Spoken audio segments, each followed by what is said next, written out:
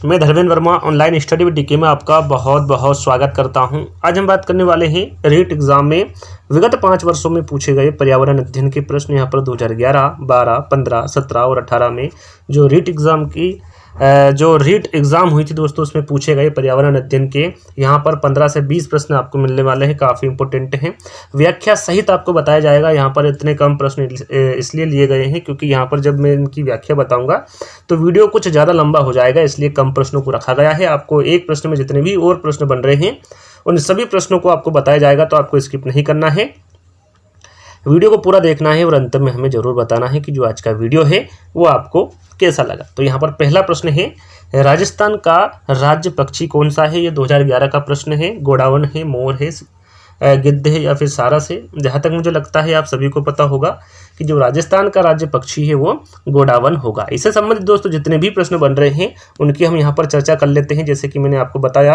कि राजस्थान का जो राज्य पक्षी है वो गोडावण है और इसे राज्य पक्षी कब घोषित किया गया था? यदि आपको सन पूछे तो ये 22 मई 1981 को किया गया था। और यहाँ पर जो ये पक्षी है दोस्तों, ये अत्यंत शर्मिला होता है और इसे किस नाम से जाना जाता है इसके बारे में भी आपको पता होना चाहिए। यहाँ पर गोडावण जरूरी नहीं ये नाम दे दे, यहाँ पर आपको ग्रेट इंडियन बर्ड्स, चिड़िया, तुकदार, नाहर, गुजने, हुंगना, माल मोडरी व तिलोर आदि के नाम से भी प्रश्न आपके सामने आ सकता है। तो ये जो भी मैं आपको नाम बता रहा हूँ ये आपको याद में रखना है। जो प्रश्न बन रहे हैं दोस्तों सभी यहाँ पर आपको बताए जाएंगे। जैसे कि यहाँ पर आप देख सकते हैं, जरूरी नहीं आपके सामने राजस्थान का राज्य पक्षी के बारे में पूछे, राज्य वृक्ष के बारे में पूछा जा सकता है, तो वो क्या है? खेजड़ी है। और खेजड़ी दोस्तों रेगिस्तान का गौरव भी है और थार का कल्प वृक्ष भी। यदि एग्जाम में पूछे कि रेगिस्तान का गौरव कौन है तो वो खेजड़ी है और थार का कल्प वृक्ष भी कौन होगा?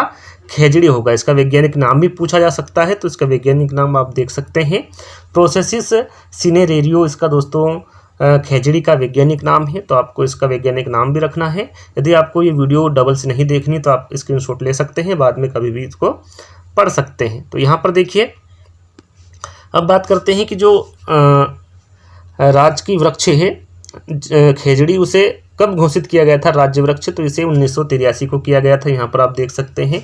अब यहाँ पर हम राज्य पुष्प की बात कर लेते हैं। राज्य पुष्प कौन सा है राजस्थान का? तो वो है रोहिड़ा का फूल। रोहिड़ा का फूल राज्य पुष्प है। इसे राज्य पुष्प कब घोषित किया गया था? तो इसे 1983 को किया गया था। इसे मरुशोभा या फिर रेगिस्तान का सागवान भी कहा जाता है। यदि पूछे कि रेगिस्तान का सागवान किसे कहा जाता है या फिर मरुशोभा किसे कहा जाता है, तो वो रोहिड़ा के फूल को कहा जाता है। इसका वैज्ञानिक नाम पूछे तो यहाँ पर आप देख सकते हैं इसका वैज्ञानिक नाम क्या है?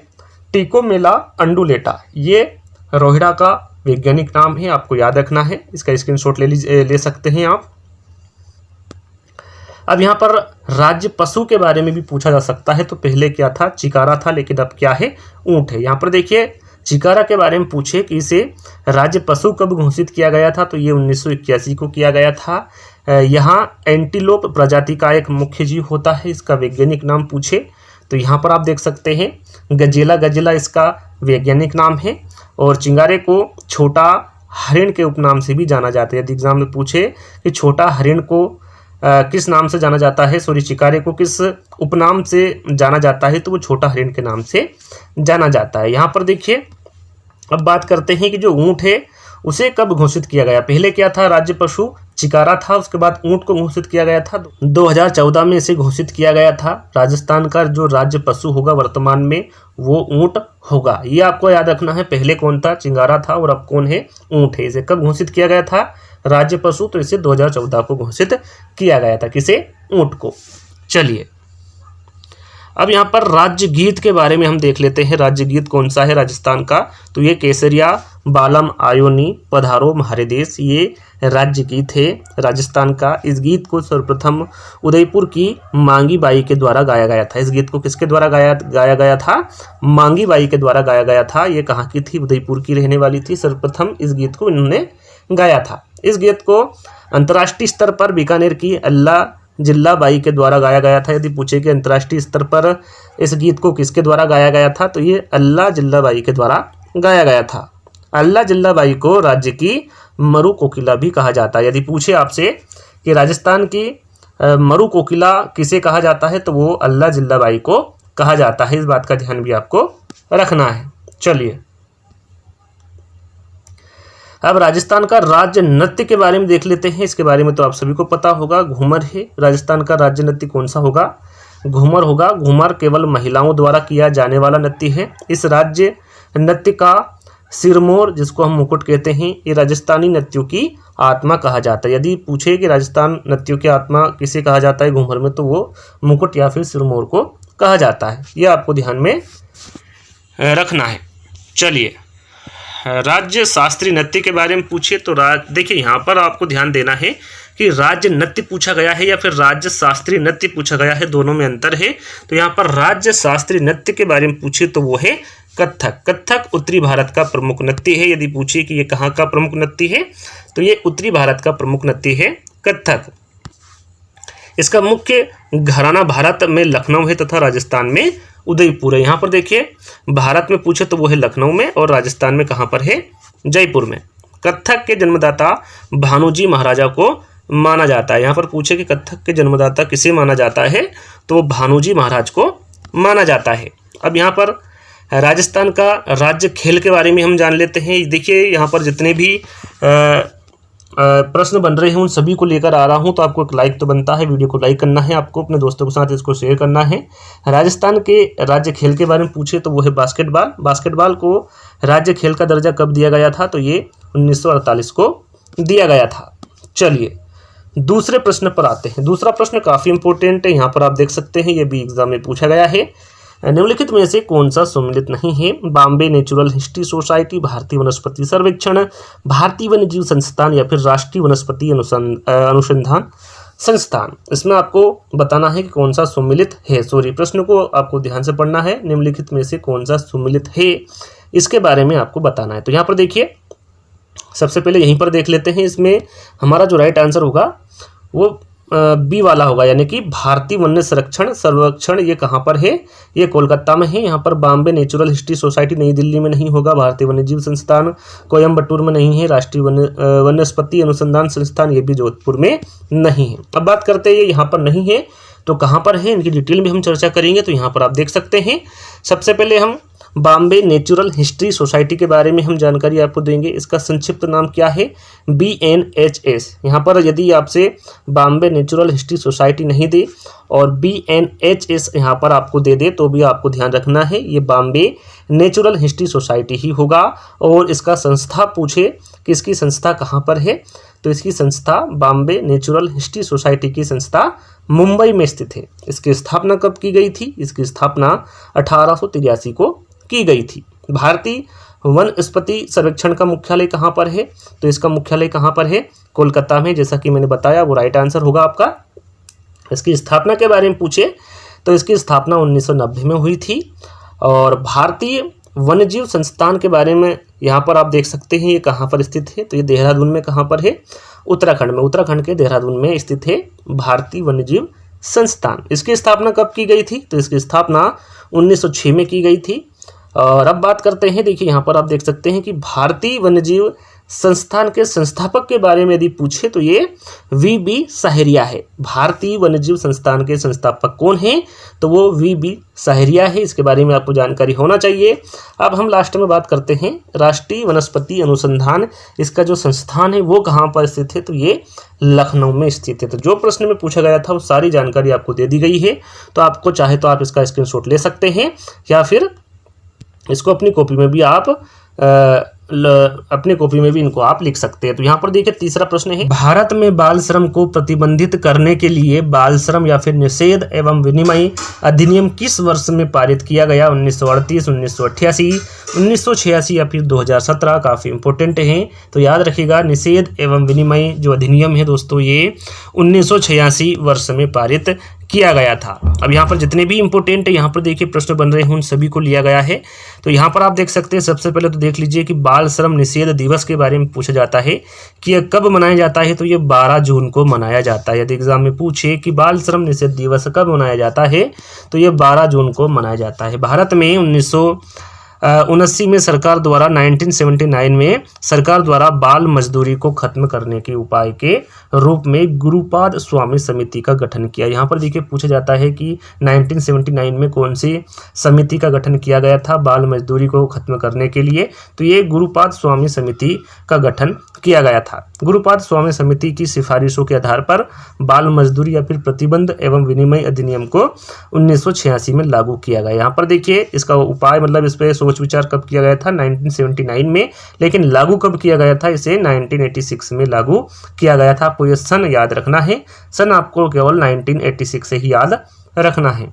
चलिए, इस योजना के अंतर्गत उन सभी बच्चों को शामिल किया गया है जिनकी उम्र 14 से कम है और जो काम कर रहे हैं। यहाँ पर इस योजना के अंतर्गत किसको लिया गया है, जो 14 वर्ष से कम होंगे। ठीक है, और जैसा कि मैंने आपको बताया कि बाल श्रम निषेध दिवस कब मनाया जाता है, तो ये 12 जून को मनाया जाता है। चलिए, चौथा प्रश्न है, नशीली दवाओं की लत को नियंत्रित करने हेतु आमतौर पर प्रयुक्त की जाने वाली औषधि का नाम क्या है। यहाँ पर देखिए औषधि का नाम पूछा गया है, फोलिक अम्ल है, कोकेन है, ऐसा कार्बिक अम्ल है या फिर पेथिडीन है। तो यहाँ पर नशीली दवाओं की लत को नियंत्रित करने हेतु आमतौर पर जो प्रयुक्त की जाने वाली औषधि का नाम होगा वो पेथिडीन होगा। यहाँ पर मैं आपको बता दूं, चाहे वो पेथिडीन विकल्प में आए या फिर मिथेडोन आए, दोनों ही विकल्प आपके सही होंगे, क्योंकि ये पश्चिमी देशों में जिनको हेरोइन जैसी बहुत तेज दवाओं की लत होती है, उनकी लत छुड़ाने के लिए हेरोइन के स्थान पर इसको दिया जाता है। कम तेज मिथेडोन और पेथिडीन होता है जिसका इस्तेमाल किया जाता है। तो चाहे वो मिथेडोन आए या फिर पेथिडीन आए, आपका राइट आंसर दोनों ही सही होगा। निम्नलिखित में से कौन सा नवीकरणीय ऊर्जा का स्रोत नहीं है। प्रश्न को ध्यान से पढ़ना है। नवीकरणीय ऊर्जा का स्रोत कौन सा नहीं है पूछा गया है। जीवाश्म ईंधन है, जल विद्युत है, पवन ऊर्जा है या फिर सौर ऊर्जा है। तो यहाँ पर राइट आंसर होगा जीवाश्म ईंधन। याद रखिएगा, जीवाश्म ईंधन नवीकरणीय ऊर्जा का स्रोत नहीं होता है, यह अनवीनीकरणीय ऊर्जा का स्रोत होता है। बाकी जो जल विद्युत होता है, पवन ऊर्जा होता है और सौर ऊर्जा होता है, तीनों ही नवीनीकरणीय ऊर्जा के स्रोत है। तो यहाँ पर हम सबसे पहले जानेंगे कि नवीनीकरणीय ऊर्जा और अनवीनीकरणीय ऊर्जा किसे कहते हैं। उसके बाद हम आगे वाले प्रश्न की ओर बढ़ेंगे। तो यहाँ पर देख सकते हैं, नवीकरणीय ऊर्जा जब किसी ऊर्जा स्रोत का उपयोग पुनः या फिर सतत रूप से किया जा सकता है, यानी कि दोबारा उसका उपयोग किया जाता है, तो ऐसे स्रोत को हम क्या कहते हैं, नवीनीकरणीय ऊर्जा स्रोत कहते हैं। जैसे कि पवन ऊर्जा, सौर ऊर्जा, जल विद्युत, भूतापी ऊर्जा, यह सभी किसके अंतर्गत आती है, नवीकरणीय ऊर्जा के अंतर्गत आते हैं। अब बात करते हैं अनवीनीकरणीय ऊर्जा। जो इसके अंतर्गत कौन सी ऊर्जा आएगी, यहाँ पर देख सकते हैं कि जब किसी ऊर्जा स्रोत का उपयोग दोबारा ना किया जा सके, जिसका उपयोग दोबारा किया जा सके उसे नवीनीकरणीय ऊर्जा कहते हैं, और जिसका उपयोग दोबारा ना किया जा सके उसे अनवीनीकरणीय ऊर्जा कहेंगे। यहाँ पर आप देख सकते हैं, जिसका उपयोग दोबारा ना किया जा सके तथा उसकी उपलब्धता सीमित हो, तो ऐसे स्रोतों से प्राप्त ऊर्जा को आप क्या कहेंगे, अनवीनीकरणीय ऊर्जा कहेंगे। जैसे कि जीवाश्म ईंधन, कोयला, गैस, पेट्रोलियम आदि ये सभी अनवीनीकरणीय स्रोत के अंतर्गत आते हैं। तो समझ में आ गया होगा कि कौन सा नवीनीकरणीय स्रोत होगा और कौन सा अनवीनीकरणीय ऊर्जा होगा। तो यहाँ पर दोनों के बारे में आपको बता चुका हूँ। तो यहाँ पर छठे प्रश्न की ओर बढ़ेंगे। पारितंत्र। पारितंत्र शब्द का गठन किसने किया था। हेकल द्वारा किया गया था, हम्बोल्ट के द्वारा, टेंसले के द्वारा या फिर ओडम के द्वारा। तो इसका आंसर तो आप सभी को पता होगा। जो पारितंत्र शब्द का गठन किया था वो टेंसले के द्वारा किया गया था। किसके द्वारा किया गया था, टेंसले के द्वारा किया गया था। यहाँ पर आप देख सकते हैं, सर आर्थर टेंसले द्वारा सन 1935 में पारितंत्र शब्द दिया गया था। कब दिया था, आपको यदि सन याद रखना है तो 1935 आप याद रख सकते हैं कि सर आर्थर टेंसले द्वारा सन 1935 में पारितंत्र शब्द दिया गया था। चलिए, सातवां प्रश्न है कि विज्ञान प्राकृतिक विषय का व्यवस्थित ज्ञान एवं धारणाओं के मध्य संबंधों को तार्किक अध्ययन है। संबंधों का तार्किक अध्ययन है जिसमें ये विषय व्यक्त होते हैं। उपरोक्त विज्ञान की परिभाषा किसने दी। यहाँ पर आपको बताना है जो परिभाषा दी गई है ये किसके द्वारा दी गई है। W.C. डेम्पियर के द्वारा, B.M. ब्लूम के द्वारा, कार्ल पापर के द्वारा या फिर J.W.N. सुल्विन के द्वारा। तो यहाँ पर आप देख सकते हैं, यहाँ पर जो ये परिभाषा दी गई थी ये विलियम सेसिल डेम्पियर द्वारा दी गई थी। तो यहाँ पर हमारा जो राइट आंसर होगा वो पहला वाला होगा। काफ़ी इंपॉर्टेंट परिभाषा है, आपको याद रखना है। निम्न में से किसमें उद्यान कृषि का अध्ययन किया जाता है? प्रश्न को ध्यान से पढ़ना है। उद्यान कृषि के बारे में पूछा गया है कि किसमें किया जाता है इसका अध्ययन। बॉटनी में, हॉर्टिकल्चर में, जियोलॉजी में या फिर एनाटॉमी में? तो सबसे पहले हम आंसर जान लेते हैं, उसके बाद हम इन चारों विकल्पों के बारे में बात करेंगे। तो उद्यान कृषि के बारे में पूछा गया है तो आपका राइट आंसर होगा हॉर्टिकल्चर। याद रखिएगा, हॉर्टिकल्चर में उद्यान कृषि का अध्ययन किया जाता है। चलिए इसको विस्तार से जानते हैं। जो हॉर्टिकल्चर होता है दोस्तों, इसमें उद्यान विज्ञान जिसमें फल, सब्जी व फूलों को उगाने का अध्ययन किया जाता है। इसके अंतर्गत फल, सब्जी, कंदमूल फसलें, फूल, औषधीय पौधे, मसाले, बागवानी फसलें आदि आती है किसमें? हॉर्टिकल्चर में। तो यहाँ पर बॉटनी के बारे में यहाँ पर आप देख सकते हैं। वनस्पति विज्ञान जिसमें पादपों का अध्ययन किया जाता है। यदि एग्जाम में पूछे कि वनस्पति विज्ञान जिसमें पादपों का अध्ययन किया जाता है उसे क्या कहते हैं, तो उसे बॉटनी कहते हैं।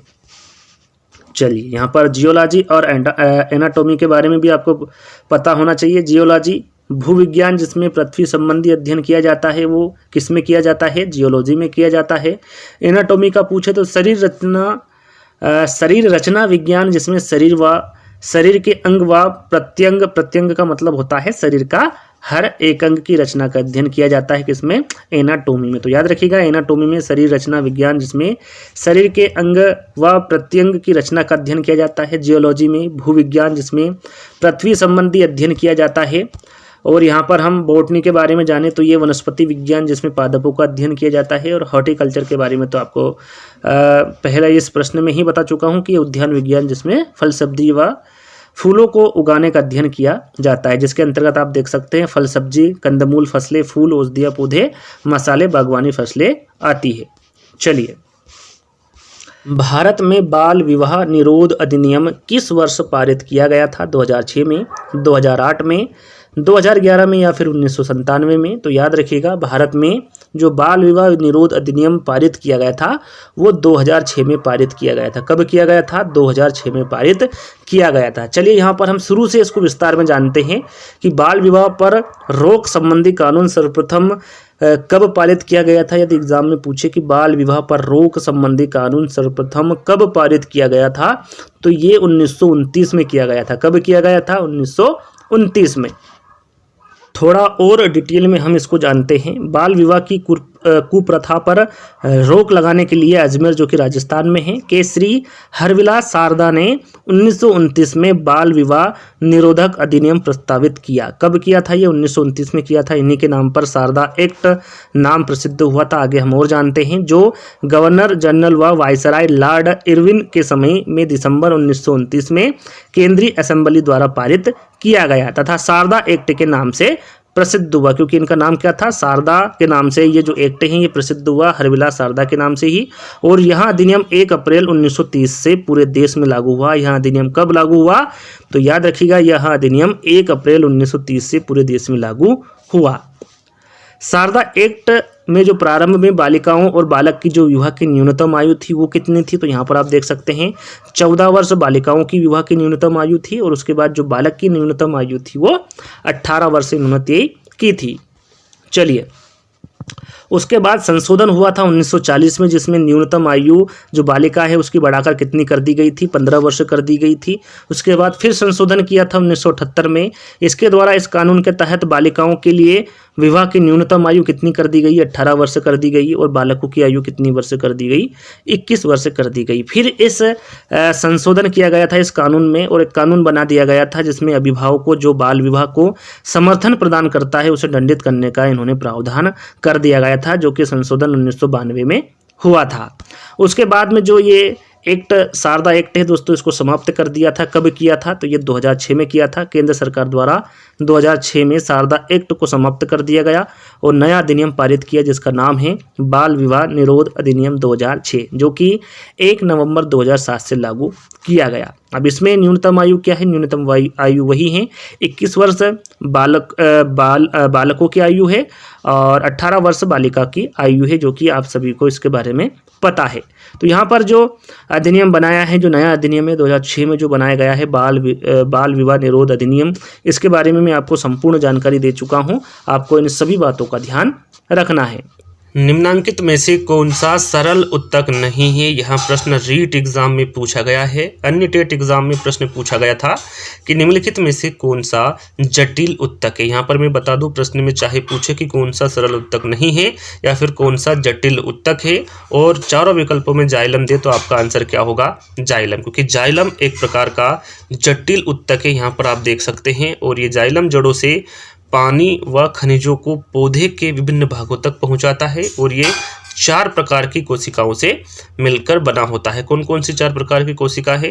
वाहिनिकाओं, वाहिकाओं, काष्ठ तंतु तथा काष्ठ मृदु तक। याद रखिएगा, 4 प्रकार की कोशिकाओं से मिलकर बना होता है जाइलम पौधे। चलिए अगला प्रश्न है, उदयपुर तथा भीलवाड़ा जिले में मिलने वाले खनिज। यहाँ पर उदयपुर तथा भीलवाड़ा जिले में मिलने वाले खनिजों के बारे में आपको बताना है इन चारों विकल्पों के माध्यम से। तो यहाँ पर जो उदयपुर तथा भीलवाड़ा जिले में मिलने वाले खनिज है उसमें जस्ता, सीसा, चांदी एवं तांबा है। तो यहाँ पर राइट आंसर आपका कौन सा होगा? पहला वाला होगा। यहाँ पर आप देख सकते हैं उदयपुर में जावर माइंस व भीलवाड़ा में रामपुरा, आंगचू, सीसा जस्ता की प्रसिद्ध खाने हैं। सीसा जस्ता के साथ यहाँ पर चांदी भी पाई जाती है, और उदयपुर में जावर खान, सीसा जस्ता और चांदी की देश की सबसे बड़ी खान है। तो याद रखिएगा। अगला प्रश्न है, राजस्थान के किस जिले में पेट्रोलियम निकाला जाता है? यहाँ पर आपको बताना है राजस्थान का वो कौन सा जिला है जहाँ पर पेट्रोलियम निकाला जाता है। बारा है, भरतपुर है, जोधपुर है या फिर बाड़मेर है। तो यहाँ पर आप देख सकते हैं वहाँ जिला कौन सा होगा? बाड़मेर। बाड़मेर जिले में गूड़ा, सरस्वती, रागेश्वरी, कामेश्वरी, मंगला, ऐश्वर्या, विजया और भाग्यम आदि प्रसिद्ध तेल क्षेत्र है। तो यहाँ पर जो विकल्प हमारा सही होगा वो कौन सा होगा? बाड़मेर, यानी कि 4th वाला विकल्प आपका सही होगा। चलिए, चंद्र ग्रहण होता है। चंद्र ग्रहण कब होता है? पृथ्वी, सूर्य एवं चंद्रमा के बीच होती है तब होता है। चंद्रमा पृथ्वी एवं सूर्य के बीच होती है तब होता है। सूर्य पृथ्वी एवं चंद्रमा के बीच होता है तब होता है, या फिर पृथ्वी, सूर्य एवं चंद्रमा सीधी रेखा में होते हैं तब होता है। तो यहाँ पर चंद्र ग्रहण तब होता है जब पृथ्वी, सूर्य एवं चंद्रमा के बीच होती है, तब क्या होता है? चंद्र ग्रहण होता है। यहाँ पर आप देख सकते हैं चंद्र ग्रहण तब होता है जब पृथ्वी, सूर्य एवं चंद्रमा के बीच होती है। तो इस प्रकार से हमारा राइट आंसर पहला वाला होगा। राष्ट्रीय पशु है। यहाँ पर देखिए प्रश्न में राष्ट्रीय पक्षी पूछा गया है कि राष्ट्रीय पक्षी कौन सा है। यहाँ पर पशु के बारे में भी आपको बताया जाएगा, लेकिन प्रश्न में पूछा गया है कि राष्ट्रीय पक्षी कौन सा है हमारे देश का? मोर है, शेर है, बाघ है या फिर चिंगारा है? तो हमारे देश का जो राष्ट्रीय पक्षी होगा वो मोर होगा। यदि पशु पूछे तो आपका राइट आंसर क्या होगा?